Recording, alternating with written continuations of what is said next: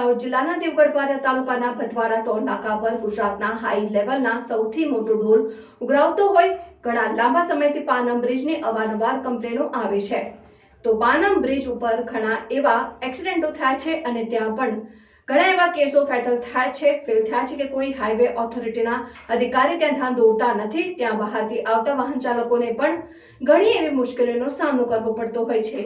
જોતા રહો Bharat times news. નમસ્કાર દર્શક મિત્રો, આપ જોઈ રહ્યા છો ભારત ટાઈમ ન્યૂઝ। હું તમારી સાથે શેખ અબ્દુલ કાદિર। વાત કરવામાં આવે તો દાહોદ જિલ્લાના જે ભદવાડા ટોલ નાકો છે એ ટોલ નાકાના પર ગુજરાતના સૌથી મોટામાં મોટું ટોલ ઉઘરાવવામાં આવે છે। તેના અનુસંધાને આપણા જે માણસો સાથે હાલાકીનું વારો પડી રહ્યું છે તેમના સાથે વાતચીત કરવાનો પ્રયત્ન। ભાઈ, આ જે બ્રિજ છે કેટલા વર્ષથી બંધ છે? એમ 3 વર્ષથી બંધ છે સાહેબ। 3 વર્ષથી બંધ છે। હા, તો આને અત્યાર સુધી તમે કોઈ પગલું લીધું છે? આનું પગલું તો સરકારમાં જાણ કરેલી જ છે કે આ સર્વિસ થાય અને કમ્પ્લીટ થાય એના માટે માંગ છે, પણ એના માટે હાલાકી બહુ વેઠવી પડે છે। અહીં કંઈક તમે રાતે નીકળો, કોઈ મોટી દુર્ઘટના થાય તમે જોયું છે અત્યાર સુધી? જોયું છે, ઘણી વખત થાય છે રસ્તા પર। એટલે મેં અમારી ભારત ટાઈમ ન્યૂઝ આજે આટલા વરસાદના અંદર સ્થળ પર પહોંચી છે, બરોબર। હવે એના અનુસંધાને એક વસ્તુ તમને પૂછવા માટે, મોટા એક્સિડન્ટો થાય છે, એના અનુસંધાન તમે શું કહેવા માંગશો? તો એ ટળવા જોઈએ અને આ દુર્ઘટના થાય છે એને ટાળવા માટે આ બ્રિજ જલ્દી બને તો બહુ સારું એનો મતલબ। એટલે આ સરકાર વહેલી તકે એનો કોઈ નિર્ણય લે તો સારું। हाल તમારા साथ आपने आप यहाँ से कितनी बार निकले हो? यहाँ मैंने निकलता 3-4 बार। तो आपको कितनी हालाकी का सामना करना पड़ता है? हाँ, यहाँ दिक्कत होती है ये ब्रिज की वजह से। ब्रिज का मतलब के डिवाइजन करके रखा है उसके लिए? हाँ, दिक्कत होती है यहाँ पे।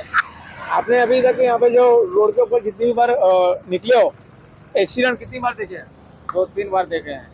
मतलब कोई भी इंसान मर जाता है और ये सब डिवाइजन करके रखा है, उसके अनुसंधान में आप क्या बोलना चाहते हो? ઘણા બધા એવા કેસો ફેટલ થાય છે કે હાઈવે ઓથોરિટીના અધિકારી ત્યાં ધ્યાન દોરતા નથી। ત્યાં બહારથી આવતા વાહન ચાલકોને ઘણી એવી મુશ્કેલીઓનો સામનો કરવો પડતો હોય છે।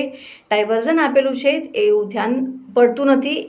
એવા કોઈ જ આ લોકોએ ઓળખાણ ચિહ્નો મૂકેલા નથી, એ ધ્યાન દોરવામાં આવેલું છે। એના કારણે અવારનવાર એક્સિડન્ટનો થાય છે અને પાનમ બ્રિજ ઉપર રાત્રિના સમયે ઓળખ ચિહ્નો બરાબર ઓળખાતા નથી ને લાઇટની ફેસિલિટી પણ ત્યાં મૂકવામાં આવેલી નથી।